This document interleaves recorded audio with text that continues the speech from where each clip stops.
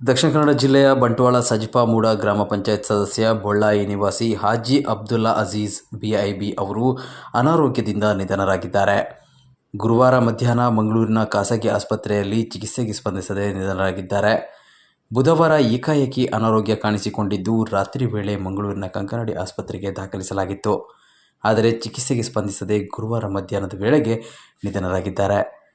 ಮೃತ ಹಾಜಿ ಅಬ್ದುಲ್ಲಾ ಅಜೀಜ್ ಅವರು ಬೊಳ್ಳಾಯಿಯ ಪ್ರತಿಷ್ಠಿತ ಬಿಐಬಿ ಫ್ಯಾಮಿಲಿಯ ಸದಸ್ಯರಾಗಿದ್ದು, ಬೊಳ್ಳಾಯಿ ಬದ್ರಿಯಾ ಮಸೀದಿಯ ಆಡಳಿತ ಕಮಿಟಿಯಲ್ಲಿ ಸದಸ್ಯರು, ಬೊಳ್ಳಾಯಿಯ ಕುತುಬಿಯಾತ್ ಕಮಿಟಿಯ ಸದಸ್ಯರಾಗಿಯೂ ಸೇವೆ ಸಲ್ಲಿಸಿದ್ದಾರೆ.